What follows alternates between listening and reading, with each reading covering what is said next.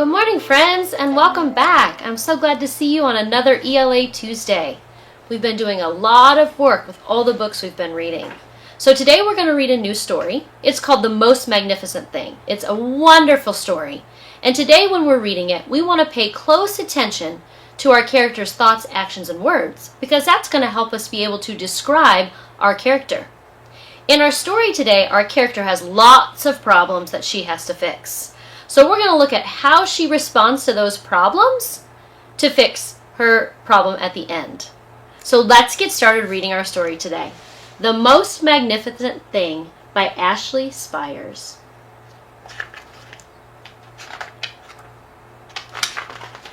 The Most Magnificent Thing. This is a regular girl and her best friend in the whole wide world. They do all kinds of things together. They race, they eat, they explore, they relax. She makes things. He unmakes things. One day the girl had a wonderful idea. She was going to make the most magnificent thing. She knows just how it will look. She knows just how it will work. All she has to do is make it, and she makes things all the time. Easy peasy. First, she hires an assistant. Next, they gather their supplies. They set up somewhere out of the way, and they get to work.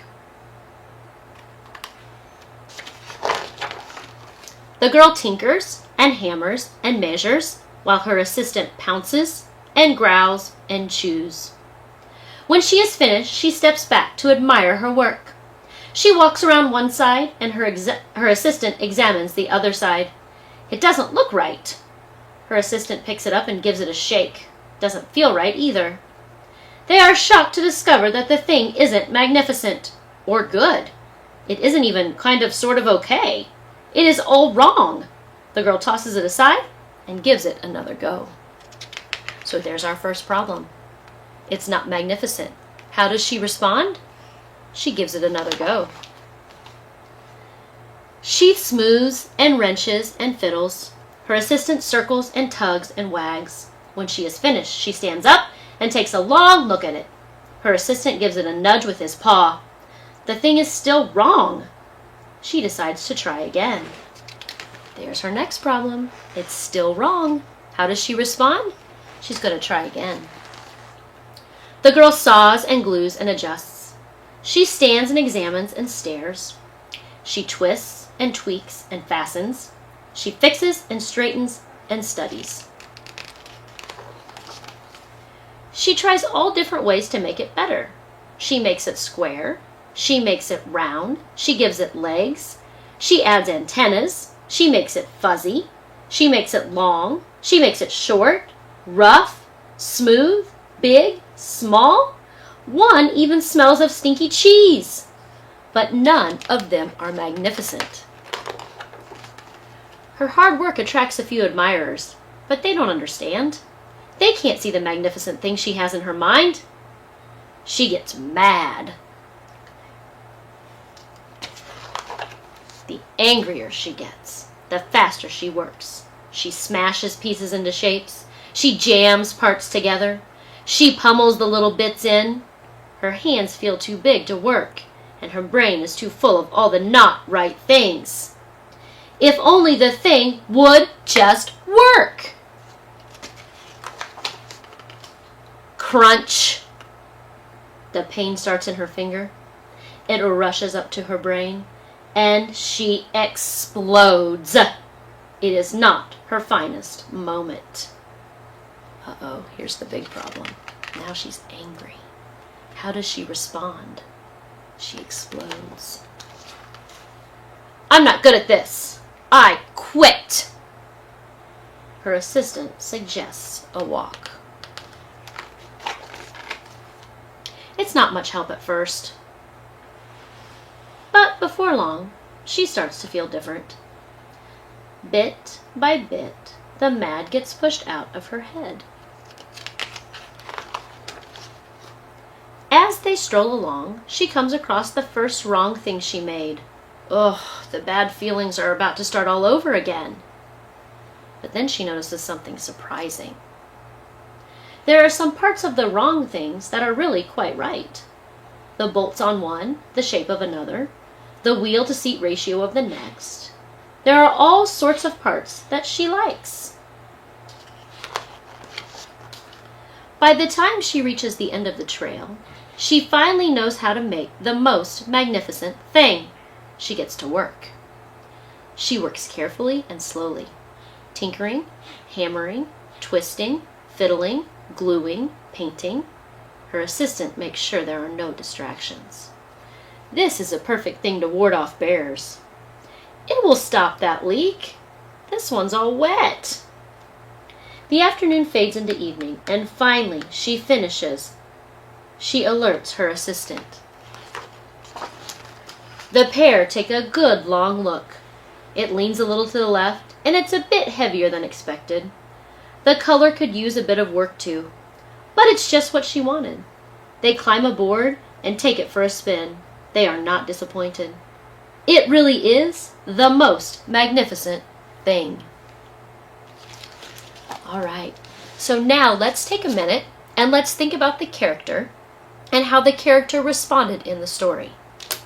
So at the beginning of our story, first she makes something and it's not right. She doesn't like it. So what does she do? She responds by trying again. She tries again, and she still doesn't like it. So she revises, and she tries again. And then, after that, she starts to get angry. Look at our illustrations here. She starts to get very angry. People are looking at her. And when she gets angry, then she smashes her finger. How does she respond to that? She explodes. But then her assistant takes her for a walk, and she kind of clears her head, and she feels better. And when she comes back, she starts to notice that she has all the right stuff for her magnificent thing. And she starts to work again. And in the end, she makes her most magnificent thing. So if we were going to describe our character, and we were going to give a word that describes our character, what could we say?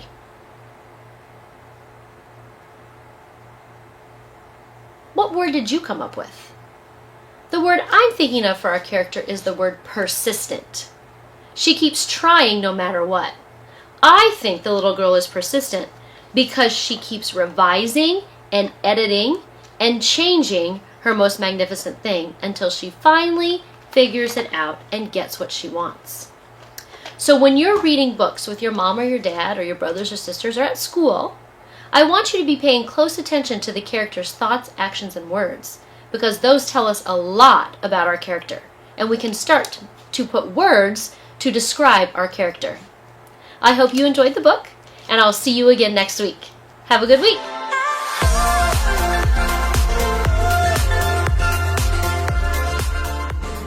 Kindergarten is great at Kansas City Public Schools. I know they have really good teachers. I know this is a great school. They teach them stuff that I thought my kids would never be able to know at the age of 5. Since deciding to send our kiddos to a neighborhood school, we've become even more of a part of our community. Now is the time to enroll your future kindergartner for the new school year. Visit enrollkc.org today. I love Southeast because of the culture, the band program, and restorative justice. I love Southeast because of the academics, sports, and students. I love Southeast because of the people, the energy, and the advanced classes. It's not alike. I love Southeast because the students here at Southeast are full of potential and they believe in achieving anything. We are Southeast. Southeast. We stand shoulder to shoulder. Join the Southeast family. Enroll today.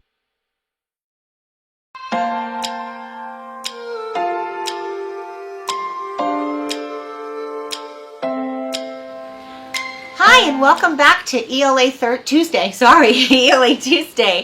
3rd through 6th grade. I'm Sherry Easton, and we're going to turn today to the book Terrible Things. This time when we look at character interactions, we're going to look at an interaction between one character and a whole bunch of characters together that operate like one. This is Terrible Things. Remember, we're looking at character interactions. In Europe, During World War II, many people looked the other way when terrible things happened. They pretended not to know that their neighbors were being taken away and locked in concentration camps. They pretended not to hear their cries for help. The Nazis killed millions of Jews and others in the Holocaust. If everyone had stood together at the first sign of evil, would this have happened? Standing up for what you know is right is not always easy, especially if the one you face is bigger and stronger than you. It's easy to look the other way, but if you do, then terrible things can happen. Now we're going to look at what happens when Little Rabbit, there he is right there, meets the terrible things. Remember, the terrible things are a whole bunch of creatures that operate like one character together. Everything they do is always right together, so they actually end up being like one character. The clearing in the woods was home to the small forest animals. The birds and squirrels shared the trees, and the rabbits and porcupines shared the shade beneath the trees, and the frogs and fish shared the cool brown waters of the forest pond. They were content until the day that the terrible things came. Little Rabbit saw their terrible shadows before he saw them.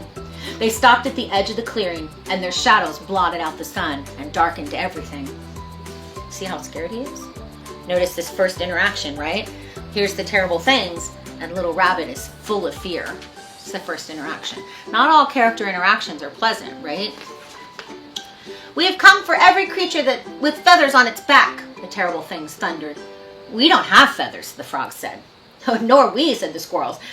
No, definitely not, said the porcupines. Not us, said the rabbits. The little fish leaped from the water to show the shine of their scales, but the birds twittered nervously in the tops of the trees. Feathers. They rose in the air, then screamed away into the blue of the sky. But the terrible things had brought their terrible nets, and they flung them high and caught the birds and carried them away. The other forest creatures talked nervously among themselves. Those birds were always kind of noisy, old Porcupine said. Good riddance, I say. There's more room in the trees now, the squirrel said. Why did the terrible things want the birds? Little Rabbit asked. What's wrong with feathers? Ooh, no, we mustn't ask, Big Rabbit said. The terrible things don't need a reason. Just be glad it wasn't us that they wanted. Notice that Little Rabbit has an interaction with the terrible things, even though they're not around. He has that when he says, why did the terrible things want the birds? Little Rabbit asked. What's wrong with feathers? See, he's questioning the terrible things. That's an interaction, even though they're not even here, right? Now there were no birds to sing in the clearing, but life went on almost as before, until the day that the terrible things came back. Little Rabbit heard the thump of their terrible feet before they came into sight. We have come for every bushy-tailed creature who lives in the clearing, the terrible things thundered. We have no tails, the frog said. Nor do we, not real tails, the porcupine said. The little fish leaped from the water to show the smooth shine of their finned tails, and the rabbits turned their rumps so the terrible things could see for themselves that they had little fluffy ball tails, not bushy-tailed. Our tails are round and furry, they said, and by no means are they bushy. The squirrels chittered their fear and ran high into the treetops. But the terrible things swung their terrible nets higher than the squirrels could run and wider than the squirrels could leap, and they caught them all and they carried them away out of the forest clearing. Those squirrels were greedy, Big Rabbit said, always storing away things for themselves and never sharing. But why did the terrible things take them away? Little Rabbit asked. Do the terrible things want the clearing for themselves? No. They have their own place, Big Rabbit said, but the terrible things don't need a reason. Just mind your own business, Little Rabbit. We don't want them to get mad at us. Now there were no birds or to sing or squirrels to chitter in the trees, but life in the clearing went on almost as before, until the day the terrible things came back again. Notice they come back every time, right? Little Rabbit heard the rumble of their terrible voices. We have come for every creature that swims in the waters, the terrible things thundered. Oh, we can't swim, the rabbit said quickly. And we can't swim, the porcupine said. The frogs dived deep in the forest pool, with ripples spiraled like corkscrews on the dark brown water, and the little fish darted this way and that in streaks of silver. But the terrible things threw their terrible nets down into the depths, and they dragged up the dripping frogs and the shimmering fish, and they carried them away. Now, following the pattern of the book, we know what Little Rabbit's interaction is going to be, right? He's going to question the terrible things. Why did the terrible things take them? What did the frogs and the fish do to them? Little Rabbit asked. Probably nothing, Big Rabbit said. But the terrible things don't need a reason. Many creatures dislike frogs, lumpy, slimy things they are. And fish are so cold and unfriendly, they never talk to any of us. Now there were no birds to sing, no squirrels to chitter, no frogs to croak, no fish to play in the forest pool. A nervous silence filled the clearing. But life went on almost as usual, until the day the terrible things came back. Little rabbits smelled their terrible smell before they came into sight. The rabbits and the porcupines looked everywhere except at each other. Think about why they're not looking at each other. There's an interaction, right? So why are the porcupines and the rabbits not looking at each other? I think it's because they're both expecting that the terrible things have come for one of them, right? We have come for every creature that sprouts quills on its back, the terrible things thundered. The rabbits stopped quivering. We don't have quills, they said, whew, fluffing their soft white fur. So they're relieved, because they're not coming from the rabbits, they're coming from the porcupines. The porcupines bristled with all their strength, but the terrible things covered them with the curl of their terrible nets, and the porcupines hung in them like flies in a spider's web as the terrible things carried them away from the forest clearing. Those porcupines always were bad-tempered, Big Rabbit said shakily. Prickly, stickly things. This time, Little Rabbit didn't ask why. Because he knew the terrible things didn't need a reason. The smell still filled the clearing, though the terrible things had gone. What is that interaction? I'm going to read that one more time, because this time, Little Rabbit's interaction is to ignore the terrible things, right? He's kind of given up. He says this time, Little Rabbit didn't even ask why. By now, he knew that the terrible things didn't need a reason. I liked it better when there were all kinds of creatures in our clearing, he said, and I think we should move. What if the terrible things come back? So now, the interaction is that he's worried about the terrible things, right? I liked it better. Nonsense, Big Rabbit said. Why should we move? This has always been our home, and the terrible things won't come back. The only ones left are us. We are the right rabbits, and it can't happen to us. As day followed peaceful day, Little Rabbit thought Big Rabbit must be right. Maybe they weren't coming back. He started to feel a little bit more comfortable. Until the day the terrible things came back. Little Rabbit saw the terrible gleam of their terrible eyes through the dark forest, and he smelled again their terrible smell. We have come for any creature that is white, the terrible things thundered. There are no white creatures here but us, Big Rabbit said. We have come for you then, the terrible things said. The rabbits scampered in every direction. Help, they screamed. Somebody help! But there was no one left to help. No fish, no birds, no squirrels, no frogs, no porcupines. Nobody left to help. And the big circling nets dropped over them, and the terrible things carried them away out of the forest clearing. So now Little Rabbit has a pretty horrible interaction with the terrible things, right? In this case, the terrible things caught the rabbits and took them away. But notice who's still here. Little Rabbit somehow got away. So let's see if he's going to interact with the terrible things again. All but Little Rabbit, who was little enough to hide in a pile of rocks by the pond and smart enough to stay so still and so quiet that the terrible things thought he was a rock himself. When they had all gone, Little Rabbit crept into the middle of the empty clearing. I should have tried to help the other rabbits, he thought. If only we creatures had stuck together. It could have been different. Sadly, Little Rabbit left the forest clearing. He'd go tell other forest creatures about the terrible things, and he hoped somebody would listen. So in this story, the one character, Little Rabbit, interacts with a bunch of characters, the terrible things, right? And sometimes his interactions aren't even directly with the terrible things. Sometimes he interacts about them, right? When he questions them or hides from them or is scared by them. That's an interaction. It's a reaction to the terrible things that Little Rabbit has. Let's look back at some of those moments. You can see here, Little Rabbit is already interacting. He's just seen the terrible things. He hasn't even heard them speak yet, right? But he's already interacting with fear. He's responding to them with fear. Let's find another moment.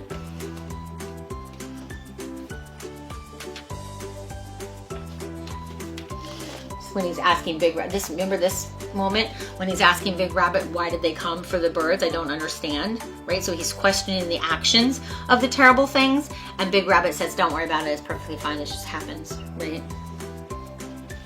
So Little Rabbit is afraid of them.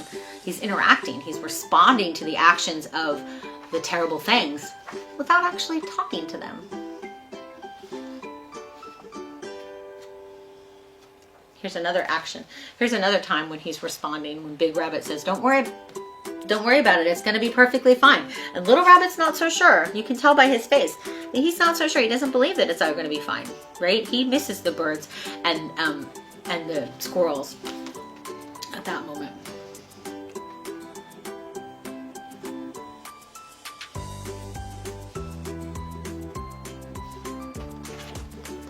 Look at this picture. Here's another time when Little Rabbit interacted with the terrible things. Notice how he's cowering, kind of in fear, like he's shrinking away, right? Because he's so afraid of them. This is when he saw the terrible gleam of their terrible eyes through the forest darkness, right? So you can tell already that he's responding to those terrible things. And then at the end, when he hides, right? That's another interaction because he's hiding from them, from the inner. So not every interaction has to be direct, right? Sometimes you have an indirect interaction where you're responding to the character without actually responding directly to them. And then when Little Rabbit leaves the forest to go off and warn the other forest creatures about the terrible things, that's also an interaction because he's responding to what the terrible things did, right? So now he's saying, I'm gonna go and save the other forest creatures, right? That is The Terrible Things by Evelyn.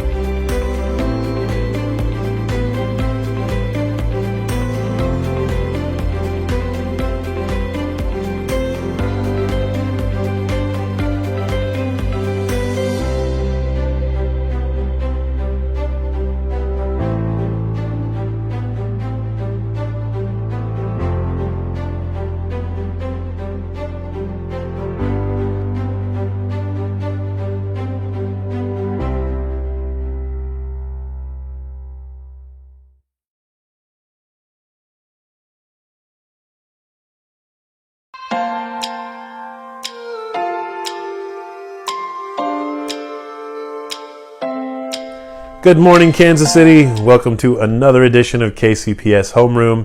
I'm Chris Odom. Today we're going to discuss arguments and claims. We're also going to feature the awesome address written by Malala Yousafzai and the United Nations in July 2013. So let's look at this quote to start us off. And it says, "With guns, you can kill terrorists. With education, you can kill terrorism." So no mistake in knowing why I'm featuring this young person, because I know there are other young people out there who may or may not know about Malala, but certainly I would say find her an unbelievable inspiration. So today we're going to define argument and claim and learn how to identify a claim and probably the difference between just a claim and an opinion. We're also going to hear a bit of her address to the United Nations from July 2013 and list 3 forms of tech support. So you're going to want to have something to jot down some ideas with, or your computer, your phone, something so you can record your thinking. Okay, then to finalize it all, we're going to review the claim that you might hear. I've picked it out ahead of time to see if when you find it yourself, you think you've found the same passage I have. Okay, and I would encourage you, if you want to find this passage, it's available on the internet for absolutely free on a website called Common Lit. It's a good place to find lots of good things for classroom instruction and maybe to work on extra at home. Okay, so Malala Yousafzai, let me say that. I've been actually trying it my best over the last day or so. I still didn't do it so well. So let me say Malala Yousafzai is the youngest ever Nobel Prize laureate, and she is a Pakistani activist and author, so it'll be really exciting to read her work. Okay, so let's start off with a definition of what an argument is. And having worked in English classes all the way through college experience writers, I've even seen at college campuses where they revisit this word because it has many different connotations and definitely in different situations means different things. So when we're talking about using it in school, are we talking about an argument, the one that comes to mind where we're going to really go to Dukes and have a conflict and a bunch of loud screaming voices that might erupt in the corner of our ear that we weren't sure what was going on? Is that your first impression of this word? And is it, it kind of connecting with some of these images that when I look on Google, I find as the first example of what argument really means? You can see some struggle going on here, and usually even some physical, very close proximity. So nobody's wearing a mask, and this was all pre-COVID. All right, but then you get to an academic argument. In an academic argument, you might see in the court of law. There might be some other situations here where there's a panel. This fellow on the left over here looks like he's wearing, I believe, the gear of a clerk or a judge. And I see military garb. So there's probably, in this case, like a sense of rules and protocol for structure that we follow when we form an argument and present our case, right? When you've heard those words before. So a lot of that has a lot to do with what we consider an academic argument. You won't hear people call it that. You'll just hear argument or argumentative writing. And what makes it a little different than just writing persuasively is that in an argument, you're also thinking the most about the other position of the opposing view, which is called a counterclaim, and trying to take that into consideration with the whole way you present your side. So that is really very interesting pursuit, and something that you would think probably happens a lot in the court of law, and some of our best thinkers then go into the field of law. Okay, so where would you see argument in real life? And not again that one that we're talking about that you might see not exactly at work, but it could happen, right? Instead, the kind of argument you might have in work, where 2 people really just need to come to agreement, and there's reasons that they need to use to support their reasoning before we kind of decide how that could work for both parties, or how one side might actually have the goal that we both choose, right? If you're talking about something in a workplace situation, if you're talking about things at the store, if you're negotiating a price, you're thinking on your feet, right? And all of these have something to do with argument. If you're trying to put together a solution for why somebody might not agree with somebody else, conflict resolution, then you might be thinking in terms of kind of an academic argument. What are both sides of this situation? Empathy comes from that process. Argument is a hard thing to do if your emotions are kind of ruling you and dominating even your behavior in the way that you might stay composed. You see a lot of lawyers, right, who are working on that, even though they might feel very strongly about the topic. And then that is definitely part of the challenge in doing an academic argument. And then the ability to present well. It can do a lot for people down the road as they're learning these skills in their educational journeys. Okay, so one word you hear a lot, we're going to ask you to listen for, and I'm going to read this small passage for you, is I want you to listen and write down what you consider to be the author's claim. And if this is a definition that you want to put somewhere, it'd also be a great idea. So far we've talked about the claim, and then we've really just talked about the definition of an academic argument. Okay, here's a great example of a claim, and the difference between a claim and an opinion. An opinion might be like, Twinkies are awesome. But a claim might be, Twinkies taste better than other snacks because of their texture, their creamy filling, and their golden appearance. As it is morning, I wonder if you're now wanting a Twinkie. All right. How many opinions and claims might you hear in your day-to-day experience? And will you hear them feel like claims, or will you think they're just opinions? What makes these two so much different? Beside the length, does one seem to have quite a bit more reason and supporting evidence, and even kind of piece by piece what you're going to discuss as you, again, make your case in this argument that you're going to have? Okay, so we're going to try this. If you have a chance, jot this on your paper. Write a sentence or two. And we'll just take a quick second here to see if you could get that started.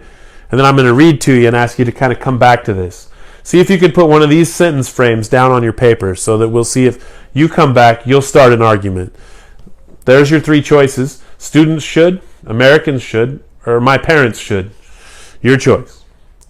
Okay, here's our reading selection. I'm going to again feature this awesome passage from Malala Yousafzai and do my best. Your job is to answer this extremely important question. What is the author's claim in this passage? Today it is an honor for me to be speaking again after a long time. Being here with such honorable people is a great moment in my life. I don't know where to begin my speech. I don't know what people would be expecting me to say. But first of all, thank you to God, for whom we all are equal, and thank you to every person who has prayed for my fast recovery and a new life. I cannot believe how much people have shown me. I have received thousands of good wish cards and gifts from all over the world. Thank you to all of them. Thank you to the children whose innocent words encouraged me. Thank you to my elders whose prayers strengthened me. I would like to thank my nurses, doctors, and all the staff of the hospitals in Pakistan and the UK and the UAE movement who have helped me get better and recover my strength. I fully support Mr. Ban Ki-moon, the Secretary General, and his Global Education First Initiative, and the work of the UN Special Envoy, Mr. Gordon Brown. I thank them both for the leadership they continue to give. They continue to inspire all of us to action. Dear brothers and sisters, do remember one thing. Malala Day is not my day. Today is the day of every woman, every boy, and every girl who have ever raised their voice for their rights.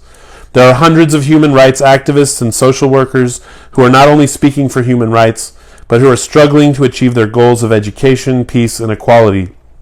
Thousands of people have been killed by the terrorists, and millions have been injured. I am just one of them. So here I stand, one girl among many. I speak not for myself, but for all girls and boys. I raise up my voice, not so that I can shout, but so that those without a voice can be heard.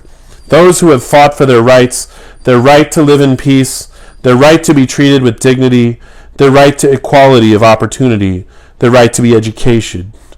Dear friends, on the 9th of October 2012, the Taliban shot me on the left side of my forehead. They shot my friends too. The They thought that the bullets would silence us, but they failed. And then out of that silence came thousands of voices. The terrorists thought that they would change our aims and stop our ambitions, but nothing changed in my life except this. Weakness, fear, and hopelessness died. Strength, power, and courage was born. I am the same Malala. My ambitions are the same. My hopes are the same. My dreams are the same. Dear brothers and sisters, dear sisters and brothers, I am not against anyone. Neither am I here to speak in terms of personal revenge against the Taliban or any other terrorist group. I am here to speak up for the right of education of every child. I want education for the sons and the daughters of all the extremists, especially the Taliban. I do not even hate the Talib who shot me. Even if there is a gun in my hand and he stands in front of me, I would not shoot him. This is the compassion that I have learned from Muhammad, the prophet of mercy, Jesus Christ, and Lord Buddha.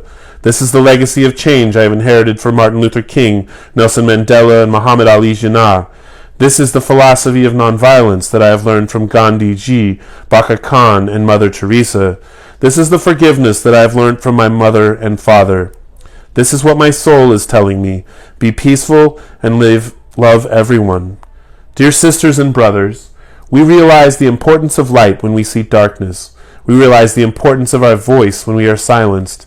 In the same way, when we were in Swat, the north of Pakistan, we realized the importance of pens and books when we saw the guns. And then she goes on, and it's wonderful to read the rest, and I would encourage you to do so. But I would say, as we read an early part of a reading, we hear the claim up there in the front somewhere. So that's what we're really going to use this reading for, and we might even explore it more in future videos. So did you hear a claim? Did you hear a sentence that popped out that really told you the position of this author? I think you heard some background, and you heard where this claim might be coming from, and you heard, the emotion in her voice that really energized the claim. But let's see if you picked out the claim.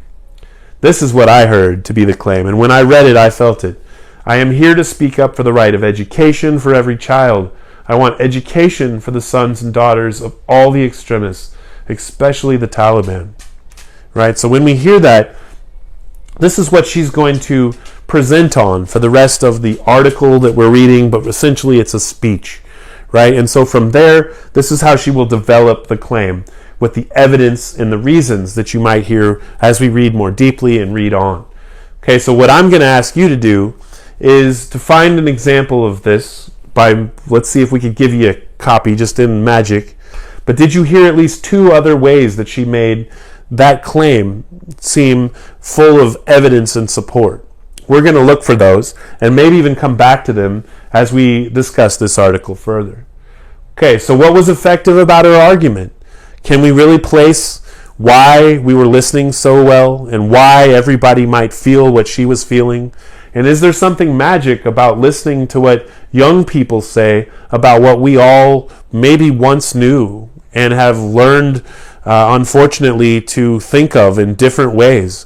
Malala gives us a sense that things like this are possible and that new thinking could really be a benefit to some people more than they may even realize.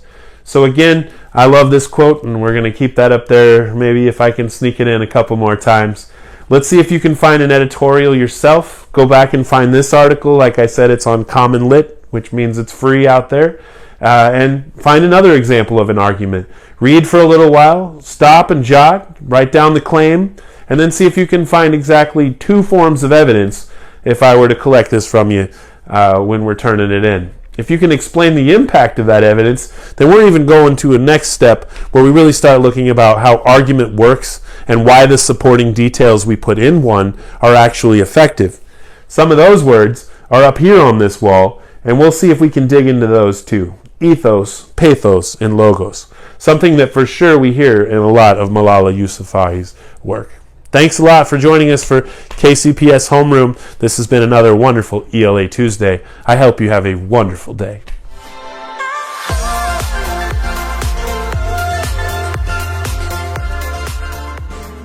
Kindergarten is great at Kansas City Public Schools. I know they have really good teachers. I know this is great school, They teach them stuff that I thought my kids would never be able to know at the age of 5. Since deciding to send our kiddos to a neighborhood school, we've become even more of a part of our community. Now is the time to enroll your future kindergartner for the new school year. Visit enrollkc.org today. I love Southeast because of the culture, the band program, and restorative justice. I love Southeast because of the academics, sports, and students. I love Southeast because of the people, the energy, and the advanced classes. It's not alike. I love Southeast because the students here at Southeast are full of potential and they believe in achieving anything. We are Southeast. Southeast. We stand shoulder to shoulder. Join the Southeast family. Enroll today.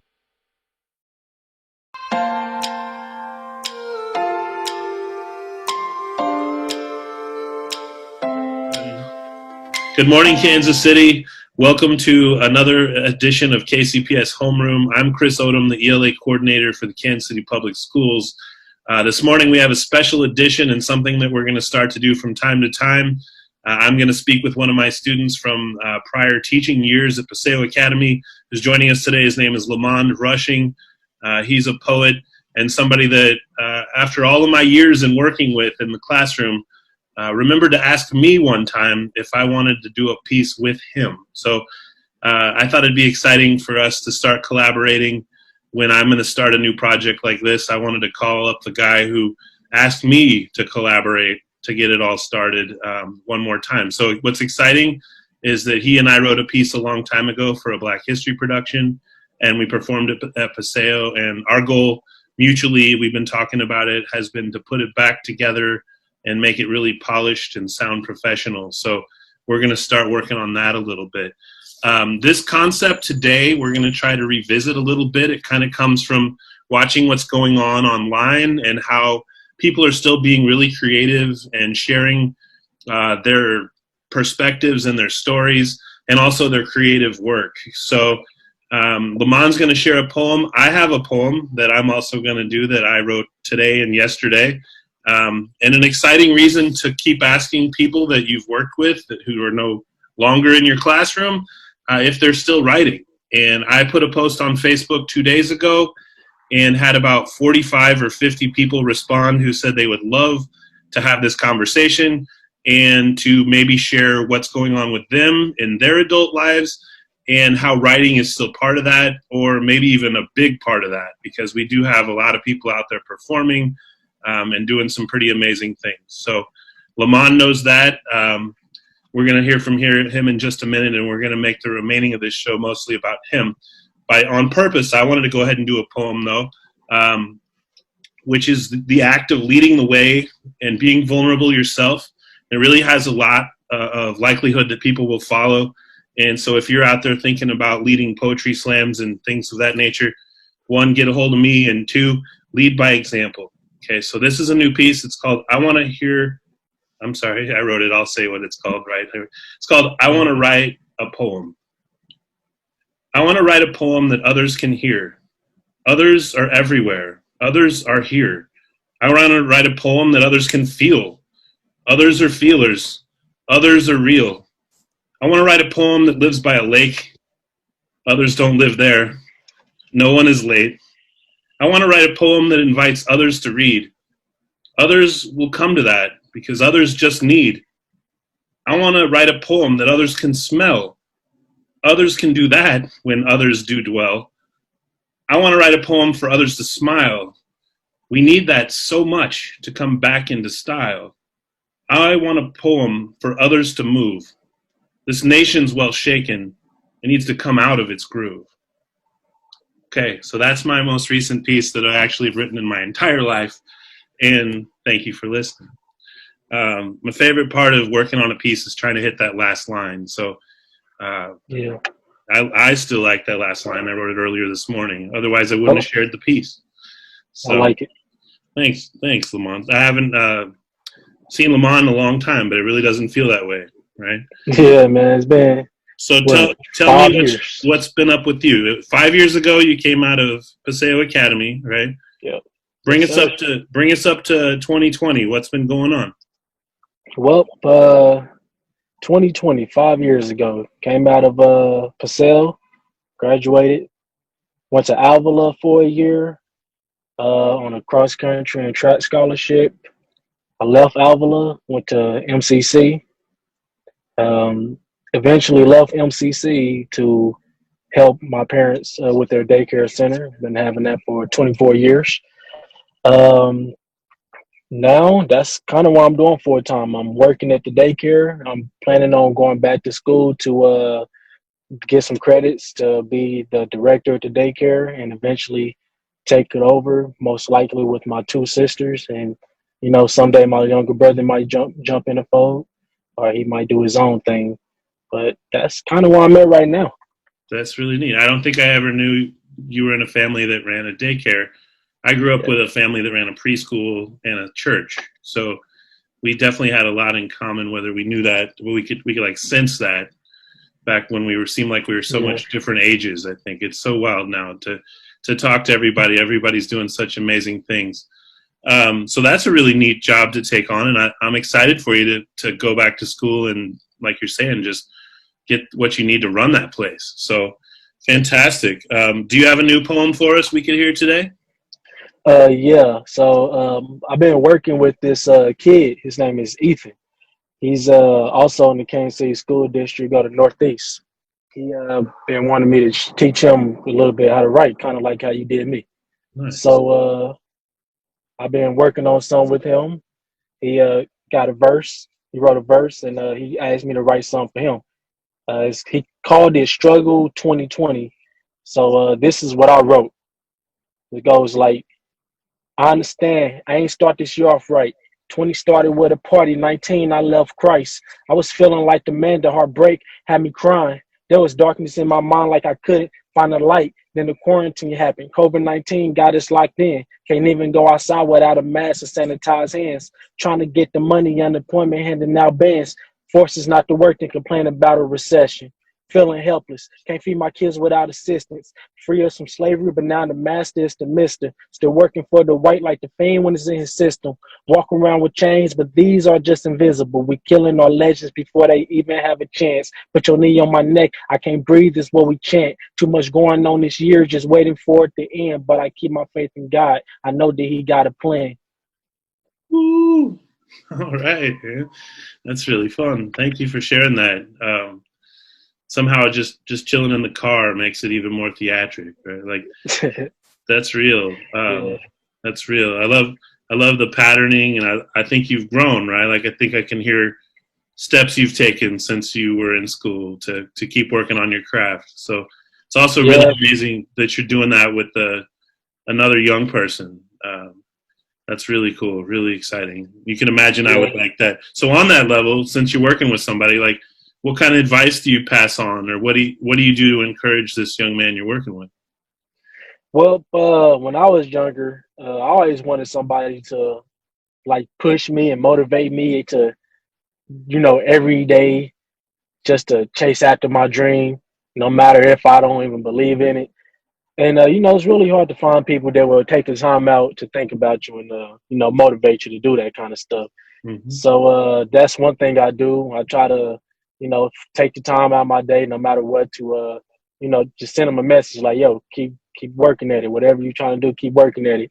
But my main advice for anybody, and especially him when it comes to writing, is to write every day, no matter what. Pick up a pen and pad or your phone. If you write every day, anything. It might be trash, or you might not like it the first few days or whatever, but it might be good. It might turn out to be good. You kind of never know with writing. One moment you write something good, one moment you write something that's amazing.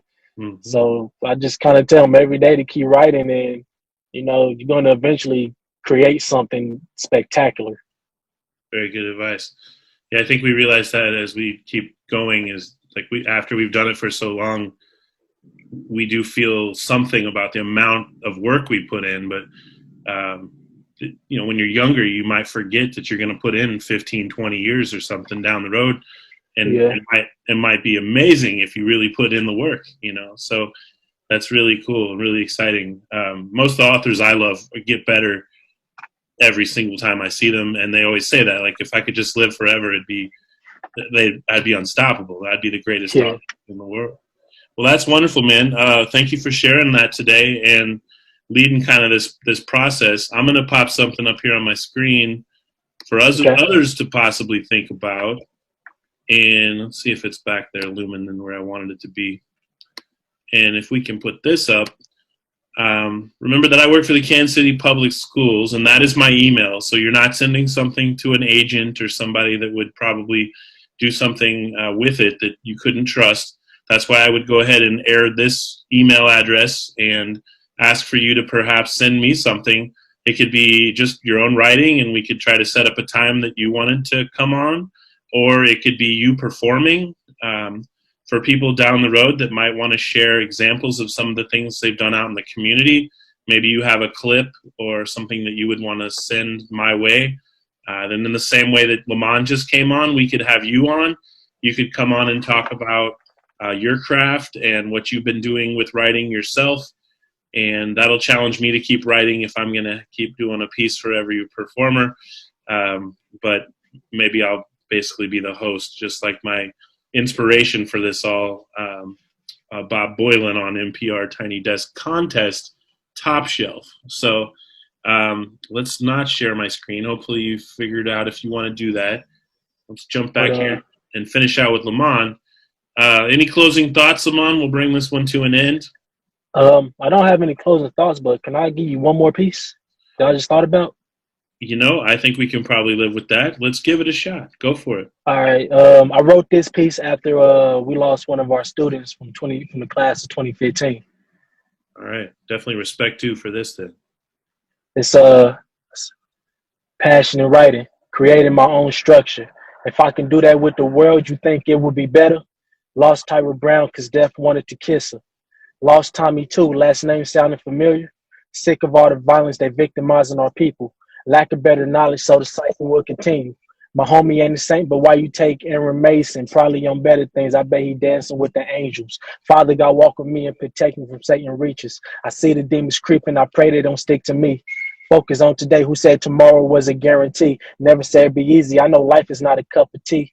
I swear it'll be hard, but better days is coming soon. Running from the dark because the light, it feel more comfortable. And when it comes my time, I pray to live a good life. Till then, I'll be praising God, even through the worst times. All right. Wrote that after Aaron Mason passed. Yeah. Respect to Aaron Mason and his family. Thank you for sharing that, Lamont. We're going to go out on that. It's a hard one to go out on. Respect to all of the people who know the people mentioned in that piece. And again, keep sending us things that are meaningful and important. And let's do this again. Thanks, Lamont. It's been real, man. I look forward to seeing you. Hit me up anytime. All right, man. Thank you. Thank you.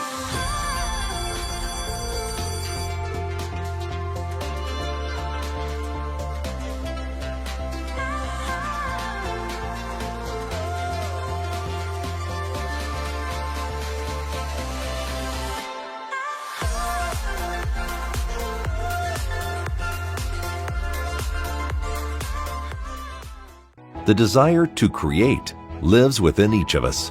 From Grammy-winning producers and musicians, to NBA stars, to Navy admirals and Medal of Honor recipients, to internationally renowned artists, and beloved local muralists, Paseo graduates have been creating their own success, their own history, their own legacy since 1926. Now it's your time. Create your future at Paseo Academy of Fine and Performing Arts. Learn more at enrollkc.org/Paseo. I chose manual because it's challenging and fun, and it can help me with college. I chose manual because I wanted to get a jump start in my career with culinary arts. I chose manual to acquire skills I'd use in real life. I chose manual because I want to be an ER doctor, and being an EMT is my first step.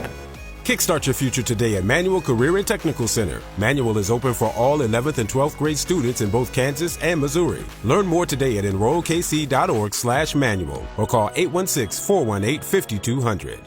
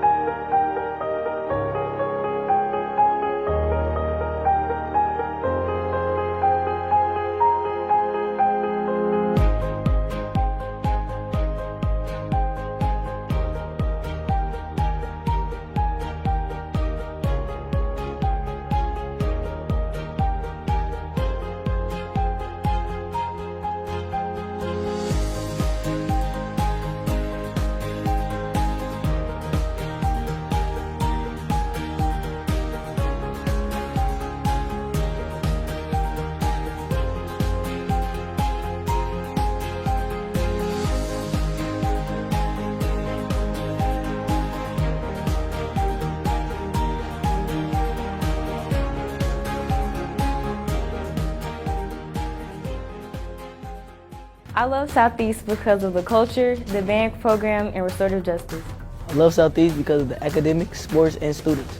I love Southeast because of the people, the energy, and the advanced classes.